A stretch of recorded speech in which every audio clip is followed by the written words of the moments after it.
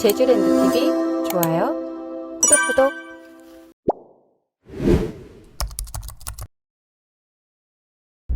제주 코리아 부동산 경매 스토리는 제주를 터전으로 살고 있는 진솔한 삶의 이야기가 담겨 있습니다. 제주 코리아 부동산 경매 스토리 제5편 처음으로 경매 낙찰을 받다. 2005년 음력 설날을 맞으며 지난해를 돌아보니 행복하게 살고 있던 일도지구에 있는 대림아파트를 팔고 아파트를 담보로 하여 남아있던 은행 대출금을 변제하니 대략 7천만 원 정도를 손에 쥐었었다. 지난해 여름 제주시 중앙로의 새로운 한식당은 인테리어와 집기 등이 다 갖춰져 있었지만 음식을 조리하는 집사람의 컨셉과 동선에 맞게 고치느라 소소하게 들어간 돈이 2천만 원 가량 들어갔고 보증금으로 1천만 원이 들어갔는데 우리 부부 두 사람이 식당의 한 귀퉁이에 마련한 방 한 칸에서 새우잠을 자면서 열심히 아침부터 밤늦게까지 일해서 버는 매출은 인건비는커녕 적자가 누적되니 6개월이 채 안 되어 통장 잔고가 비어버렸다. 음력 설날 직전 배혜정 누룩도가의 부자 막걸리를 납품하여 간신히 전체적인 마이너스를 때우니 그것도 잠시. 친구가 배혜정 누룩도가 본사에 상무직을 내려놓는 바람에 잘 되려고 하던 제주 총판권마저 반납하니 무언가 새로운 돌파구를 찾아야 했다. 그러던 어느 날 로버트 기요사키의 한 꼭지 칼럼을 읽으면서 무릎을 탁 치며 이거다 하였다. 식당에서 밤늦게까지 일하다 보니 손님이 없는 낮 시간에 읽은 책 중에서 부자 아빠 가난한 아빠로 유명세를 타고 있는 로버트 기요사키가 나일론 지갑 공장으로 제조업을 하다가 망하고 나서 다시 월급장이 일을 하면서 경험했던 스토리를 어떤 지면에서 제대로 읽게 된 것이다. 4, 5년 전인 2000년도 무렵에 이미 읽었던 부자 아빠 가난한 아빠 책에서는 이런 내용들을 왜 못 보았을까 라고 생각하면서 그날 이후 새로운 발상을 하기 시작하였다. 그것은 다름 아닌 부동산을 알아야겠다는 새로운 개념을 가진 것이다. 그것도 어렵다는 부동산 경매에 대해서 한번 해봐야겠다는 결심을 한 것이다. 사실은 10년쯤 전에 제주 부동산 경매에 약간의 관심을 갖고서는 제주대학교 법학과를 졸업한 친구에게 의견을 물은 적이 있었다. 그런데 그 친구는 의외의 대답을 하였었다. 정용아, 제주에서는 망한 사람 등의 칼을 꽂지 않아. 너가 제주에 살려면 경매를 안 하는 게 좋겠다라고 대답을 하는 것이 아닌가. 그 친구는 고교 동창으로 제주 토박이면서 법학을 전공하고 제주의 실정을 잘 안다고 인정을 하였기 때문에 친구의 그 대답으로 인하여 나는 오랫동안 부동산 경매를 부정적으로 보고 있었던 것이다. 그런데 상황이 바뀌었던 것이다. 이번에는 내가 망한 것이다. 내가 살아야 하는데 부동산 경매가 뭔 대수랴 하는 생각을 갖게 되었었고 그런 와중에 로버트 기요사키의 부동산에 관한 새로운 개념을 머릿속에서 받아들이며 부동산 경매에 대한 부정적인 견해가 바뀌기 시작한 것이다.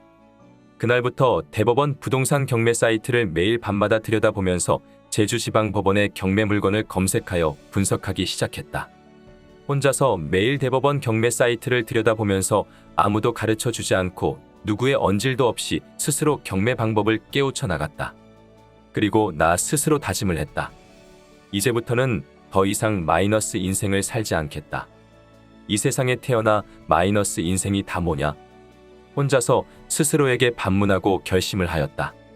설날 연휴가 끝나고 잔고가 텅 빈 은행 통장을 들고 동문시장 앞에 있는 은행을 찾아갔다. 불과 얼마 전 그 은행 직원들이 전체 회식을 우리 식당에서 하면서 사장님 필요하신 일이 있으시면 많이 도와드리겠습니다 라고 한 은행 직원들이 있었기 때문이다. 그러나 얼굴을 아는 은행의 대출 담당은 야속하게도 잘 알지도 못하는 복잡한 여러 서류를 요구하였고 나는 그 서류를 제출하기 위해 몇 차례를 쫓아다녔다. 그때까지 은행에 입출금만 해왔기에 금융 지식이 전혀 없었기 때문이다. 결국 은행에서 500만 원짜리 마이너스 통장을 만들었다. 마이너스 인생을 살지 않겠다고 다짐을 하고 처음으로 한 일이 난생 처음 마이너스 통장을 만들다니 아이러니하였지만 한편으로는 돈이 생기니 뿌듯하였다. 잔고가 텅 빈 통장에서 목돈이 생긴 것이다. 마이너스 통장 500만 원. 이것을 자본금으로 하여 매일같이 연구 분석한 대법원의 인터넷 경매장에서 제주지방법원으로 일주일에 한 번 열리는 실전 경매장에 다니기 시작하였다. 매번 유찰되기를 석 달여 남짓 매번 유찰되기를 반복하여 나도 지쳐가고 있는 때였다.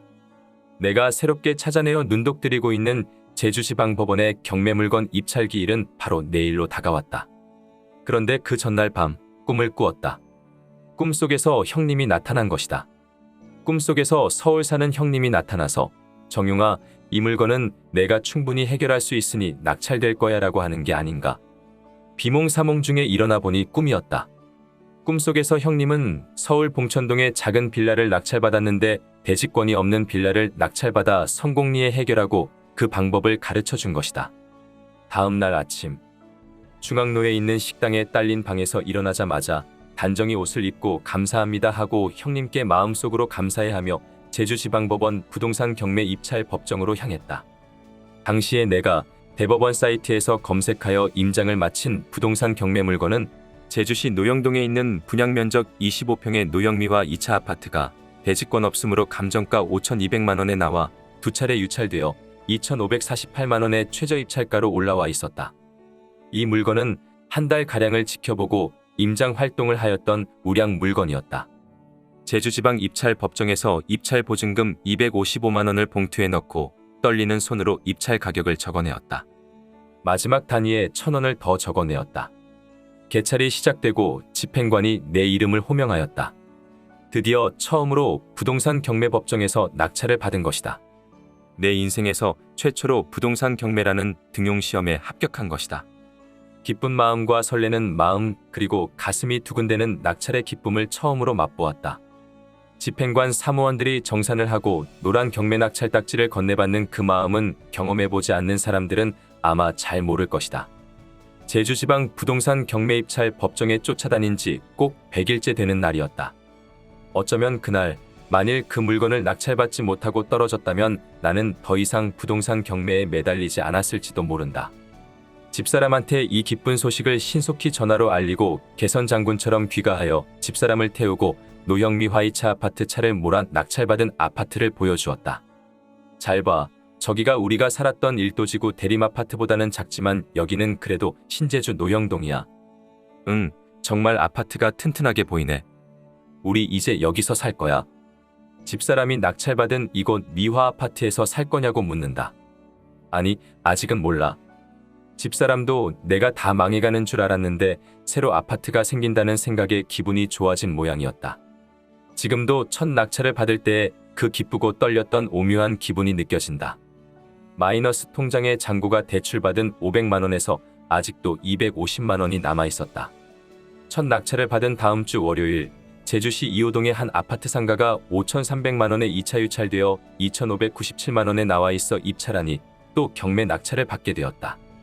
제주지방법원은 1회 유찰에 30%를 낮추고 2회 유찰에 다시 30%를 낮추면 감정평가 금액에서 49%로 내려앉는다. 나는 주머니에 돈이 있으면 전부를 쓰고 없애야 하는 성미라서 생각도 없이 또 지른 것이다.